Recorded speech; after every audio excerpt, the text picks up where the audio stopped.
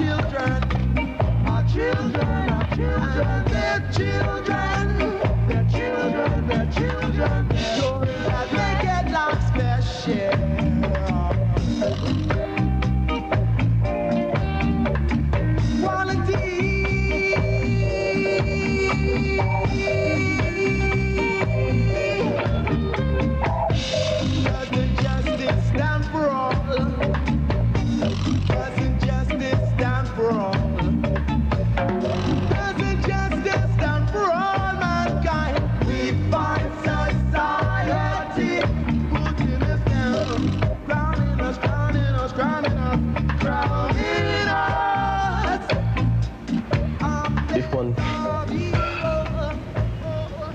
If one went wary of talking about conspiracy, one would say that there was clearly a conspiracy against blacks in this country.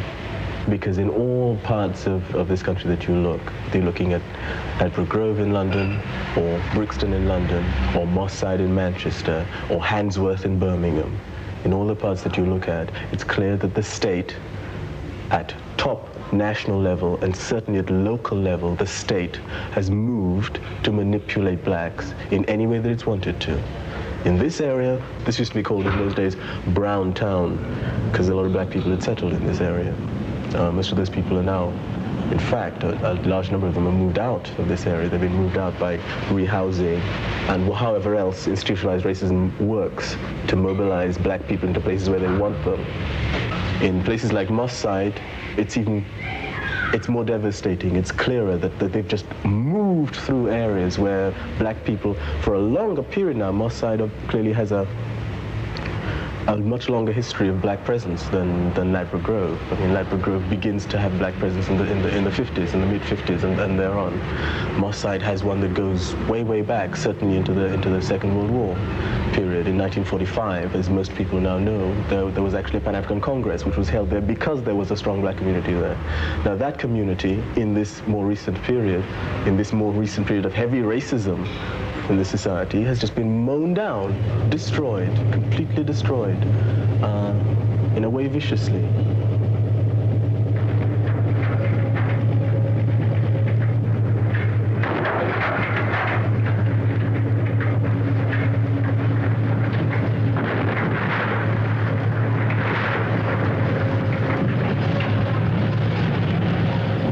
The excuse was that Manchester was developing a ghetto. Ghettos, as had been seen from the American experience, were bad things because out of ghettos came riots and so on, and they were determined not to let it happen here. So that it now became necessary during the late 60s to find a way of containing this very threatening presence, and the way that was found was the destruction of the black community. All along here there used to be black people's houses, Carter Street and Monton Street and so on. I mean, I was born around here, and it gets you very angry that you face it and say, well, you've got to go wherever they've got places for you. This is before they even consider anything else. It's not an ideal community, but it is a community where people know one another, and you don't want to move out. We've got a lot of old people, we've got a lot of black people in the area that feel very, very strongly about it. We, as a community, fought a long campaign to persuade the city council to refurbish these houses, to bring them up to an acceptable living standard. What happened was that they chose to bulldoze the lot. Many of the people who owned these sorts of houses were ripped off in a peculiarly brutal way, because after paying for a mortgage for perhaps 10 years, people received as little as £50 in what was called bricks and mortar value for their homes. The £50 was just enough to pay about 2 weeks rent for the new flats that the council offered as an alternative to homes. So that what you have here in Hume, which is interesting at least because it is the area in which Engels did much of his work for the book The Conditions of the English Working Classes. This is precisely the same area. It's interesting because the black people have now become the new underclass that structures British society by being maintained at the bottom. So what they meant was, by integrating black people at the very bottom of society with the worst families who had the major kinds of problems and so on and had fallen to the bottom of white society. This, in fact, satisfied the city, and they felt that their policy was successful. They advertised it widely throughout Europe as an answer to the problem of black people. There are 2 entrances only, and this means that in a situation of social control, if, for instance, one of the famous British black riots develop or whatever, because they make these things when they decide to, it is perfectly feasible and easy to control these buildings because there are only 2 points of access. And a relatively small force of army or police can control all these, all the people within these buildings. We didn't know that, Joe.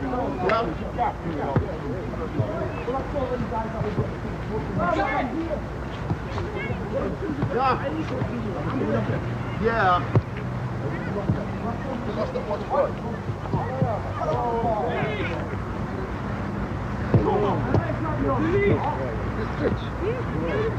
Andy, play that top. Hold it. Hold it.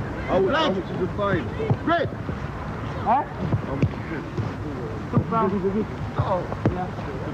Nice. Good beer. Well done.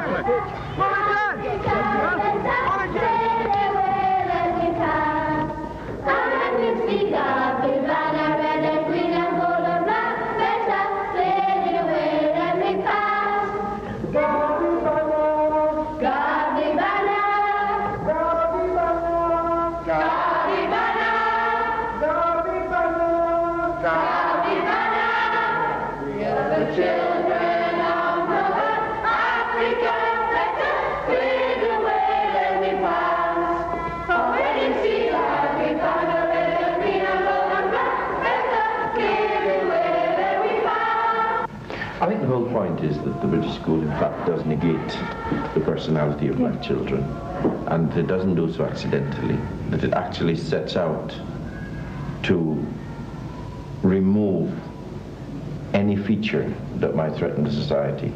And of course, since the society has defined blackness as a threatening feature, what happens is a kind of deliberate attempt at inducing a psychosis in the child's mind, so that whatever it isn't black. And I think that one of the things that the Saturday school does is motivate children and engender the demand in the community for our children to have that right to be black, to understand and be proud of what they are. We are a community bookshop. Each year since we've been here, we've had sessions where we talk about culture, art, music, history, and we have had quite a lot of people coming from the black community, writers and journalists and artists and musicians coming here and giving the kids that which is lacking in the present school system at the moment. Is everybody ready? Yeah! Are we going to sing? Yeah! Over here? Yeah! Yeah! Go on, midfield! Move it. Jay, midfield. Go on. Lucky, right. Come on. Ready, go. Greg, go.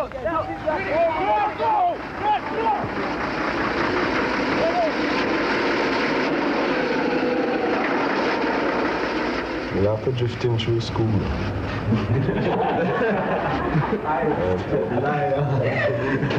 I say, well, what can we say that I say? Because, you know, it's like, get all these, you know, when you're in the system and like say, a careers officer come and say, well, you too can become a doctor. And there's a finger on the wall pointing at you and say, you can become a teacher. You can go in the army and all this kind of thing. So my mind was completely lost, really. You know, it's like, I was going through, you know, all the people coming to you and saying, you can do this and you can do that. It's all right. I did a few O-levels and then kind of something. You see, I left and, you know. he didn't know himself until he knew me. So you did it. Well, yeah. I mean, it's something that was sort of generated from school. They're saying, you're going to want a car, you're going to want a house, and you got to do this and you got to do that, and you want to earn a wage above a certain amount, and it's all drummed into you, you know. Time after time, you're going to need this and you're going to want that, you know, and so on. You're going to need a holiday at least once a year and all them things, you know, and you got to study, you know. And what they didn't tell you was that you're black, and we're going to stop you doing all this. You know, we're going to do our best to stop you getting all this, you know.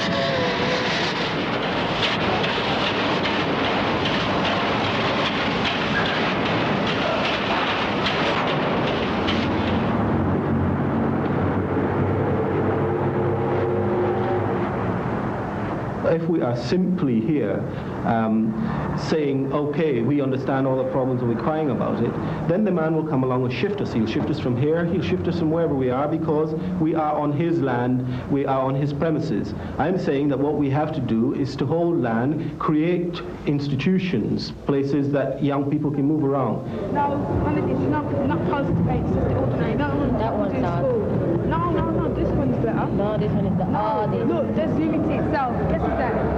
That's really good. So when you see me? Yeah. Now who's that? Thing's brother, Delby's brother. Who? Delby's brother. Mom. Yeah.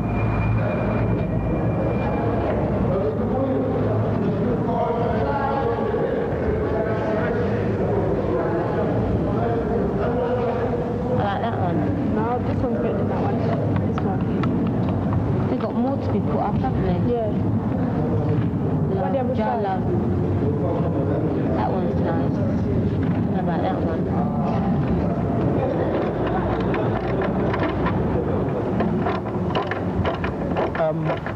Embodied in this short space is a restaurant, a supermarket, a combination of a record shop and a book shop, and a Center for West Indian Handicraft. The reason for this development is mainly to provide jobs, to establish some form of independence in this area, and to project in the area generally that young black people, because it will be young black people involved in this project here, can actually move in their community and do constructive work. We envisage that in the region of 30 jobs will come out of this particular scheme, and that is a fair amount in an area where you probably already know that the unemployment is very high. When you go for a job and you go in for an interview, you talk pretty on the phone to the guy. Then when you come through the door and he sort of sees your face, seeing that you're black, he's trying to hide his shop, but underneath on, you know, such and such, and then you're gone. You got no chance. Job centres and all that, they all try, you know what I mean? But it's nothing really. Don't get now. Lucky ones. Say like you have to be better than them to get the same privileges as them. So in the past 2 weeks, I've been down there every day, and every day I go in and just look at the same board, and I see the same jobs on it and everything. Just make me sick. I feel bad when I see them. Then when you're fed up without finding a job, and then you come out at night, the police are pressuring you. Every little thing you do, you can't even walk the street.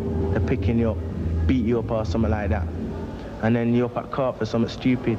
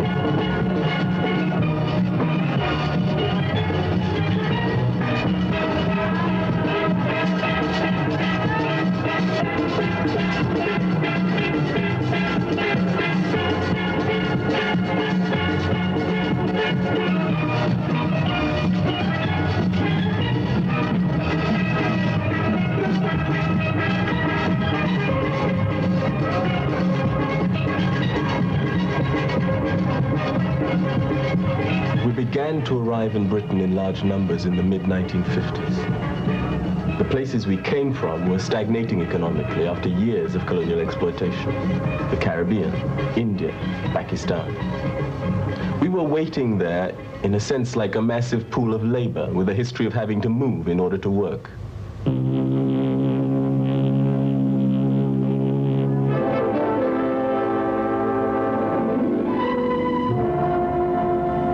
In 1954, about 10,000 West Indians came to Britain.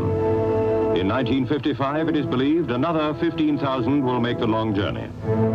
Already their coming has caused a national controversy, but one point must always be borne in mind.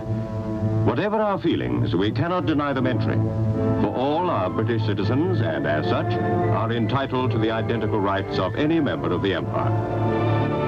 In fact, we were invited to Britain to do certain jobs, on the buses and the underground, in the sweatshops, in the foundries, in the hospitals. We did the dirty jobs, the uncomfortable jobs, for low pay. And we met racism. The riots in Notting Hill Gate in 1958 were evidence of this. But more than that, the economy was going into deeper and deeper recession. Unemployment was rising. The working people were getting restive. Among other things, the state reached for the weapon of racism. And by 1962, the first in a series of immigration acts was passed.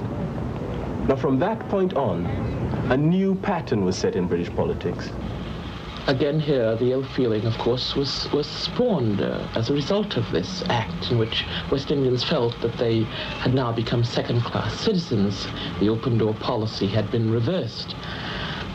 What is important to recognize now, it's not so much their feeling directed against the act as such, because they're responsible, the act is law, they're fighting to repeal it, but the consequences of the act, namely the fact that the population at large, because of the whole propaganda against the West Indians, regard them as second-class citizens, and they themselves, on the job, in virtually every sphere of life, find this difficulty since the Immigration Act in terms of discrimination, color bar housing, etc., etc. The issue of immigration and immigrants came to be used quite deliberately by the state, whipping up racism and confusing the working class. So that despite the fact that immigration has been effectively stopped, and despite the fact that we've proved our worth to the economy, we are still the target of a very mischievous and hypocritical debate about our presence here, our right to be here. The picture is not that of a province or corner of a country occupied by a distinct and growing population, though that would be perilous enough. The picture is of the occupation more and more intense of key areas, and it may be added of key functions, in the heartlands of the kingdom. And I think it means that people are really rather afraid that this country might be rather swamped by people with a different culture. And you know, the British character has done so much for democracy, for law, and done so much throughout the world, that if there's any fear that it might be swamped, people are going to react and be rather hostile to those coming in. We will fight you back, and we'll fight you with every bone, every nerve, every feeling, every ounce of blood we've got. We will have our country back! There can't be any doubt that in many areas we have reach the absorptive capacity in respect of new immigrants. The load on our educational system, to say nothing of housing, health and welfare, is such that the strictest control is now necessary, and this is true irrespective of where the immigrants might come from. This would be true if they were coming from... Looked at in terms of the history of race and immigration in this country, it says one thing to me. It says that what Enoch Powell says today, the Conservative Party says tomorrow, and the Labour Party legislates on the day after, with slight modifications. I don't believe there is any person in this room who could be sincere that the Labour Party would be a vehicle for freedom. I have observed one thing about politics in Britain in regard to blacks. The Labour Party, because it says it's working class, and because we are working class, can't do certain things. They get the Tories to do it and then follow them afterwards.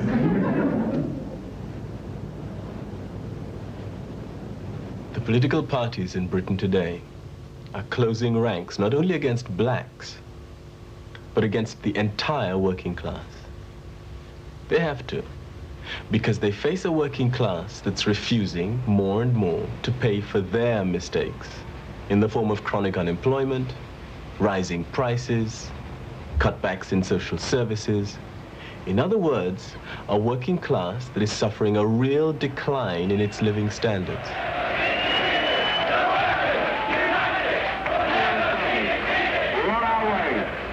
Today we've had the news.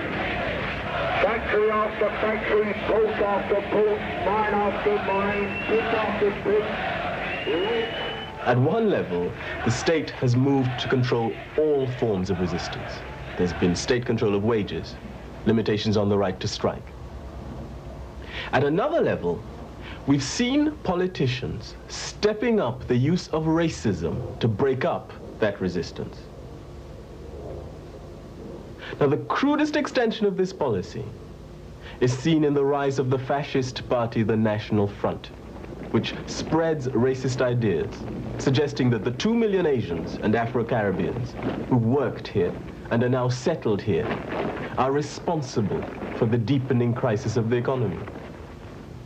In fact, blacks are under attack not only as a part of the very bottom layer of the working class, because that's still where we are, massively represented after 20 to 25 years in this country. But we're also attacked in our communities. So it's not surprising, out of this dual oppression of class and race, that blacks are among the leading elements mobilizing in the working class against the government, against the state itself.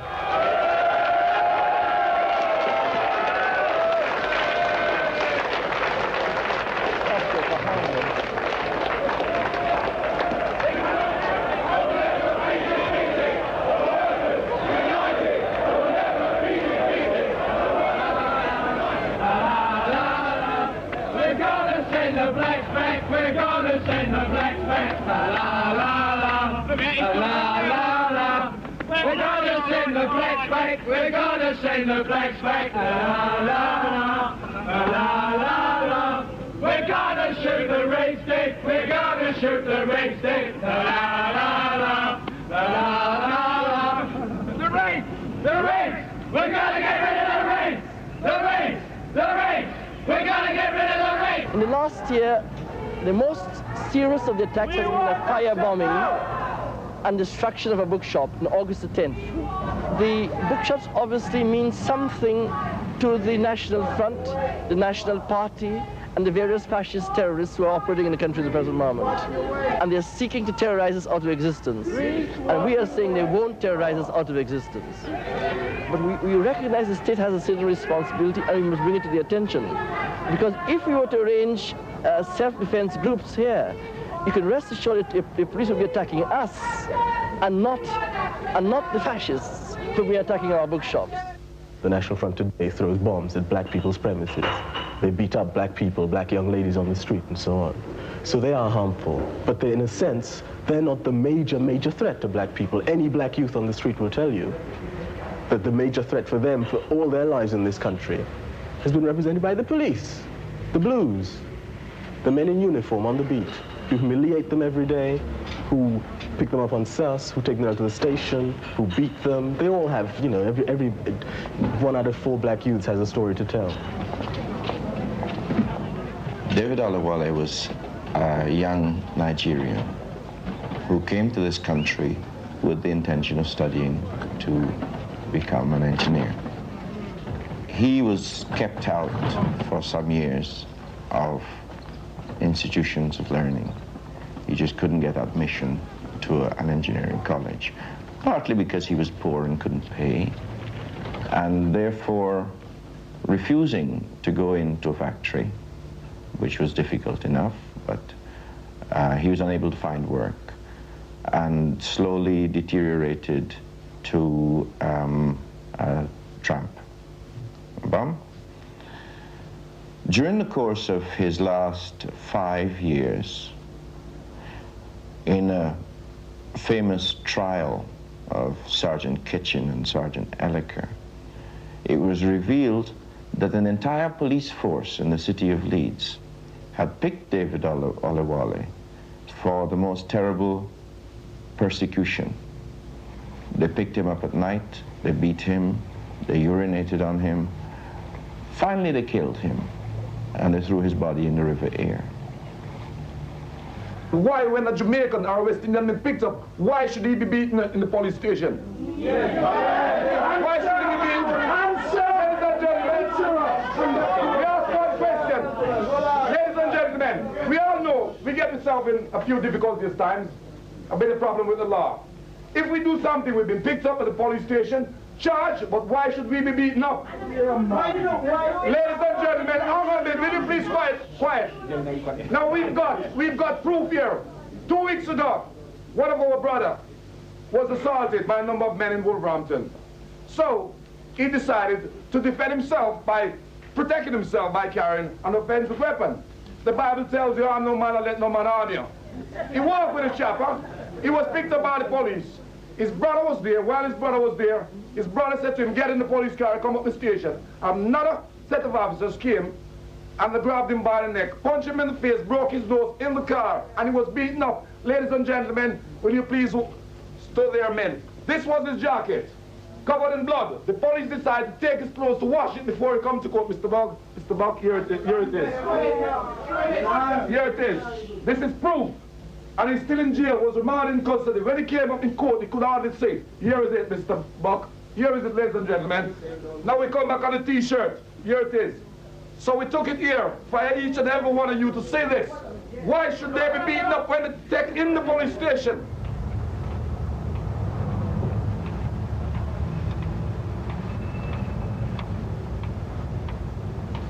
Myself and my friend met, and we came down Oxford Street primarily to see about a job that I'd applied for in Boots and to see a girl who worked in Selfridges. We reached down here about 4:30, something like that, and went to Selfridges. We never met the girl because it had too many people, so we decided for me to go and see about the job. But before we went to see about the job, we went into C&A's to see about a coat for my friend to buy. When we came out of C&A's, I went to Boots to see about the job, and my friend went in Virgin Records on the corner to wait for me. After I'd seen about the job and came out and met him in Virgin Records, we came out of Virgin Records and turned the corner onto Edgware Road, where we saw my friend across the road at the bus stop. The traffic was too much, so we couldn't cross, so we just waved, said hello from across the road. We carried on walking down to Mr. International, where a man came in between us and put us against the window. He said he was a police officer and that we'd been followed from we came out of C&A. He said we was under arrest and said anything we said would be taken down and used in evidence against us. A police car pulled up in the centre of the road when a uniformed officer came across and escorted us to the car. We was taken down to the police station, searched, questioned and charged. The charge was suspected person of loitering with intent to commit an arrestable offence. After that we was put in a cell where we stayed for about 3 to 4 hours until my father came and collected us.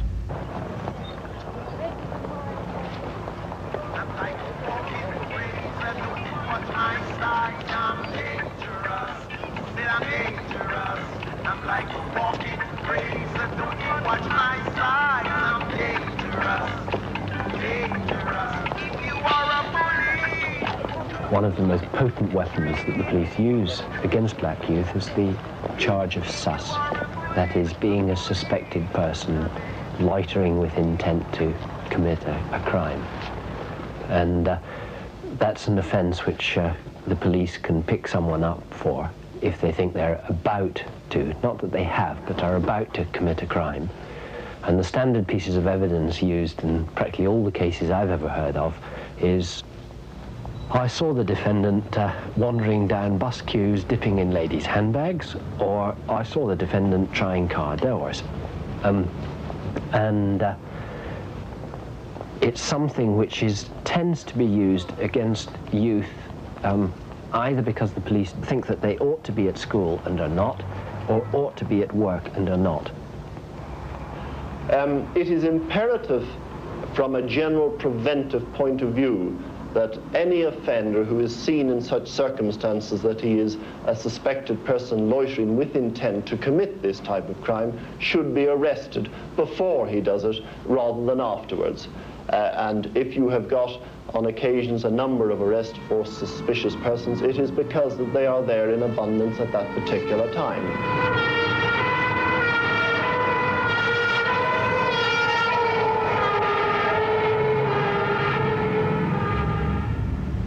They heard the case, and whilst the case was going on, it's that when I knew what the police were really like. I never thought that they could lie so much. All the time the case was going on, the magistrate, he just didn't seem interested. He looks like he was just reading something or something like that on his desk in front of him. And that's how it went. When it came to giving us the sentence, or finding us guilty or innocent, all he said was, I don't believe a police officer would come to court and commit perjury, which just shows that he was intending to find us guilty all the time, because anything that the police say, he would just take it as law. It seems to me what the police have been doing, particularly in a whole series of incidents over the last few years, is launching an assault predominantly on black young people. Black young people whom the schools and the careers service, youth employment service within the schools have not persuaded to accept jobs which employers view as being the particular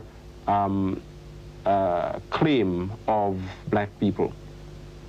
In other words, the situation in which a number of black immigrants from the Caribbean or Asia or wherever came to this country and accepted the worst jobs and continue to be largely at that level within the economy.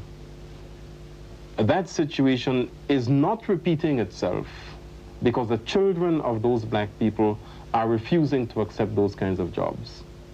Now, it is at that level that they are in confrontation with the state and with the police as agents of the state. I want to say, go! As if you were pointing and punching. Got it? Right, up to the firing line and adjust your earmuffs. You are loaded in the holsters, remember? Draw weapon. Right, that's it. Now stop looking at the gun, look at the target. That's the one who wants to kill you. Are you ready on the firing line? The line is ready. Stand by. Now, down, charge!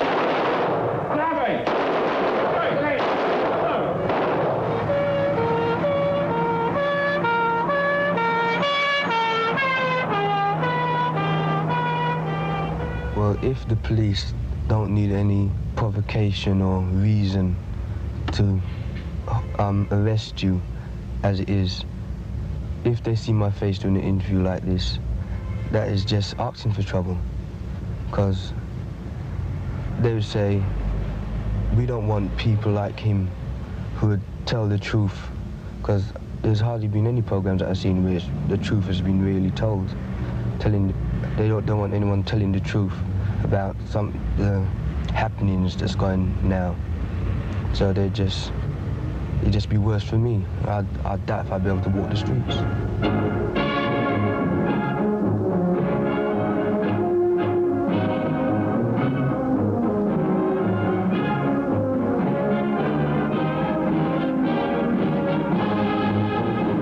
very important elements in the police function in this country are firstly that we must never in any circumstances appear to be the tool of government or the tool of any political party. And secondly, I believe that in all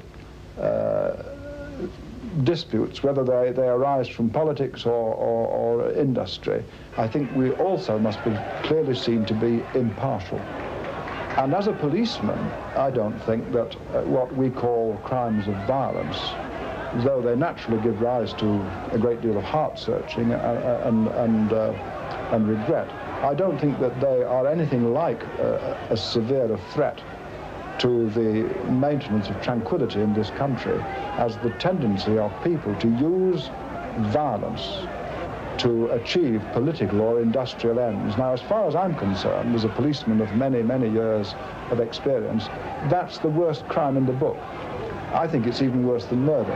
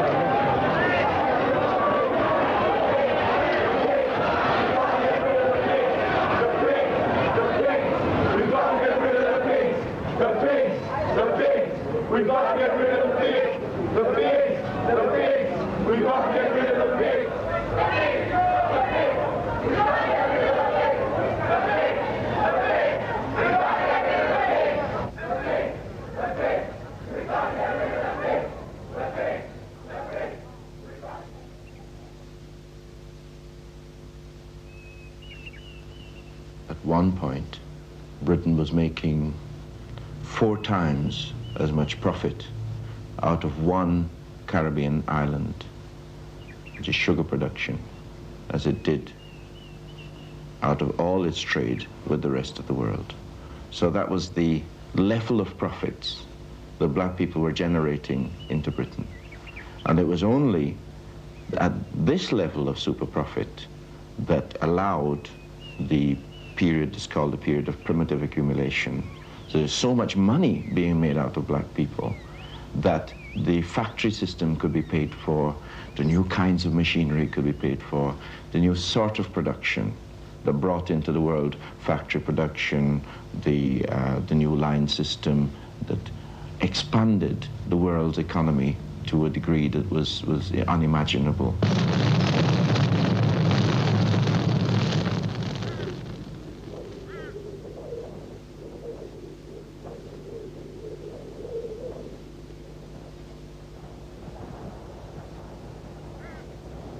One of the things we have to remember about Britain today is that it's not so great anymore. Its empire has been taken away, and the economy is technically bankrupt.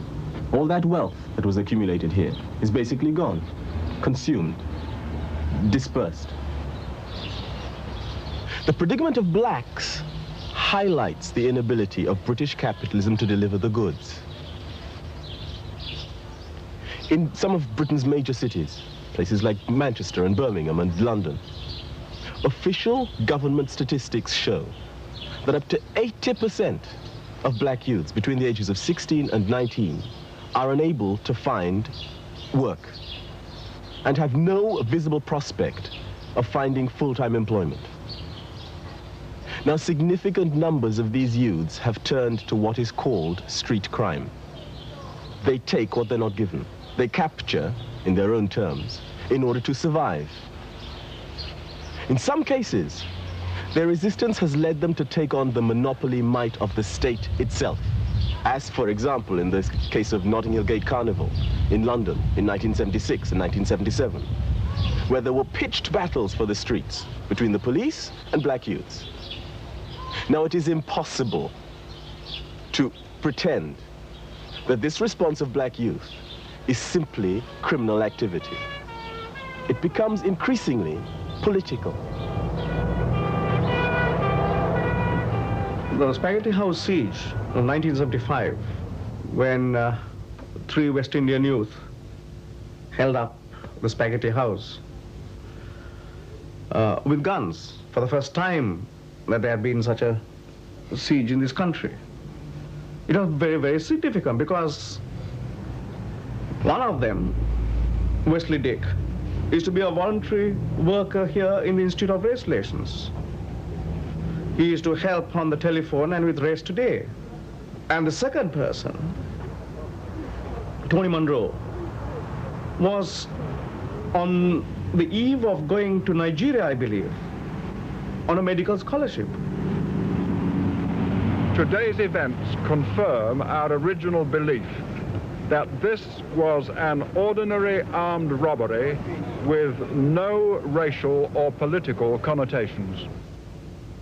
It has been, I mean, the press had tried to make out that this was part of the lumpen, spontaneous combustion element in the black community. Not so. And they were not irresponsible people in the sense that society understands it. They were responsive. I remember Wesley coming into the institute one day. He had been to a dance the previous night, and he was absolutely head up, and it was like an incubus on his brain. He said that a policeman had kicked a pregnant sister. And there was murder in his eyes. So it was not, however mistaken the siege might have been, how mistaken it was to be able to, I mean, you know, what they said was that they want to get monies to service the black community, the struggles of the black community. That is why they held up the Spaghetti House. They didn't want to thieve Spaghetti House for their own pockets, to line their own pockets. What motivated them was the impossibility of living in this society with any sort of dignity, with any sort of family life, and be marked out as a section of the community which was totally undesirable, unwanted, rejected. That is the significance of the Spaghetti House siege. And that is only a part and parcel of the things that black youth have been saying.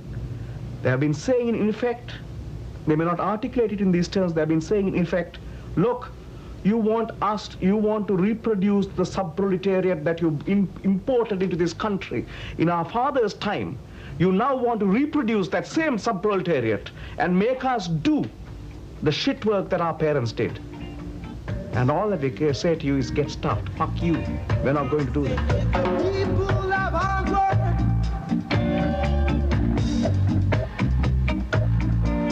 Know that has one and wash the other, so they say. So, join us, my brethren. Make the way for our children. Our children, our children, their children. Their children, their children. Sure that they get lost their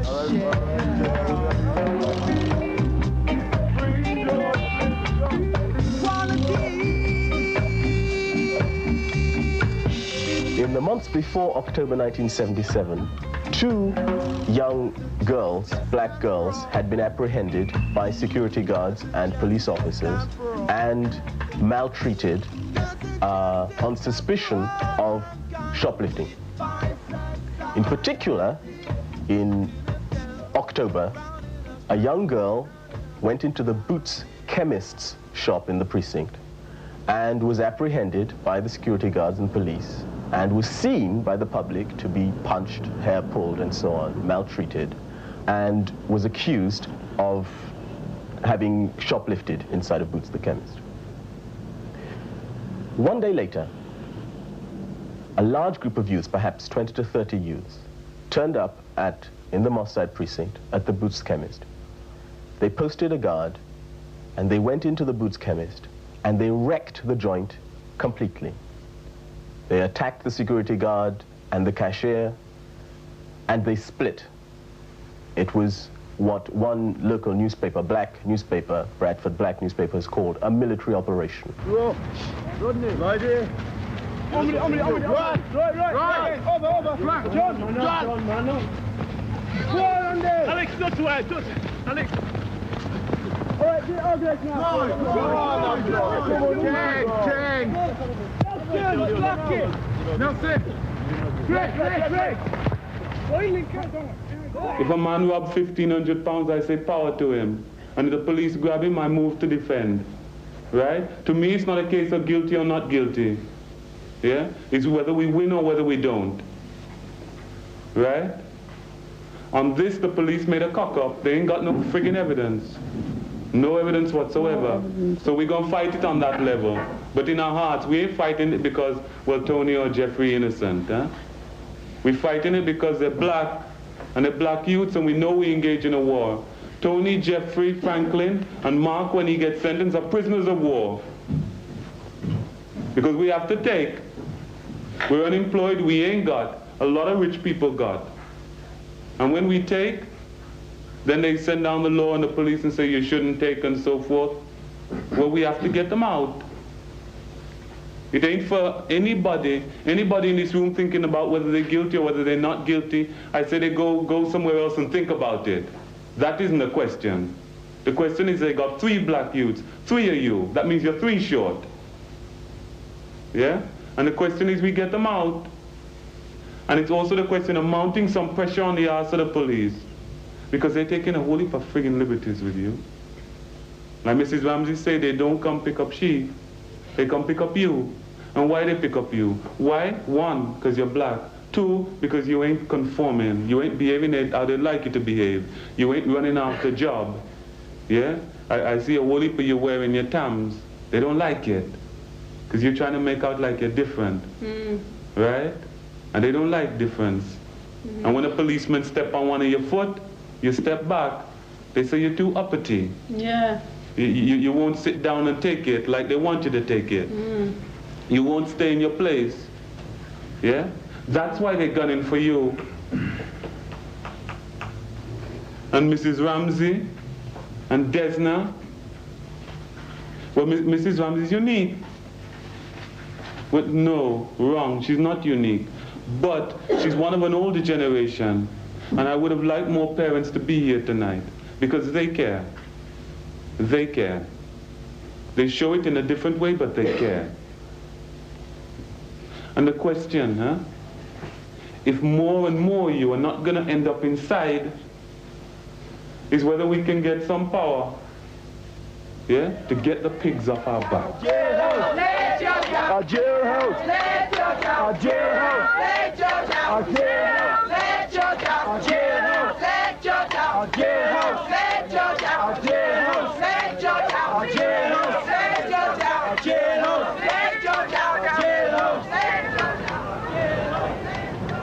The question of race has always been, right throughout the history of the last 400 years of the United Kingdom, a central political issue. Because either they were dealing with outside, how to conquer Africa, how to control black people in the Caribbean or elsewhere, or how to control black people here.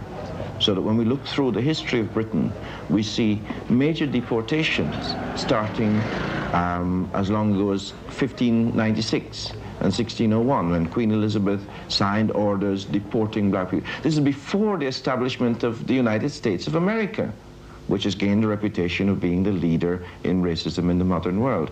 No, I think that the argument is clear that racism and the problem of race actually was imported from Britain to the United States with the Pilgrim Fathers. And that is a continuing strand of British history.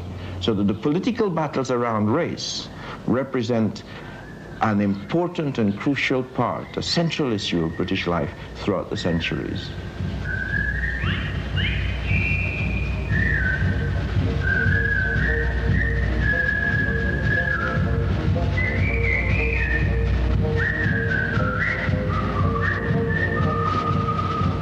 If you believe that it began with this lot, you know what you are likely to say? Margaret Thatcher is evil, so is Jim Callaghan, So is still in the Liberal Party and Kingsley Reid and John Tildell and those. And if we get some nice people, everything is going to be all right.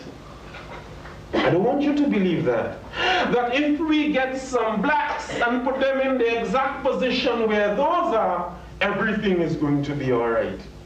I don't want you to believe that. And the only way you could go beyond that is if you understand that what we're dealing with is a system of exploitation of which those are only the political organizers. And if you go back to recall your own history, you would have met them before. I am addressing this meeting in English. I never knew any other language. It means I've been around these people all my life. This is not the first time that we're in confrontation with them. This is not the first time that they're focusing on us. If I could add to that, I learned my politics in my mother's kitchen. The same woman who telling me to walk safely on the streets at night, not to go to those kind of places and mix with those kind of people, was the same woman who in her inspired moments telling me how she was burning cane fields in the 1940s against them.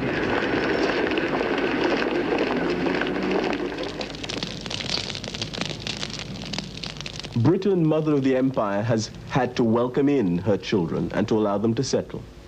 Because of racism, they have not been allowed to settle in a dignified manner. And because the blacks have refused to accept indignity and victimage, Britain is stuck with a rebellious black presence in its centers. And there is no way that Britain can get out of this situation. And what the blacks who've been born here are saying is that they intend to obtain their rights as dignified citizens here. Our struggle, the struggle for what we want, we cannot get what we totally want in a capitalist Britain.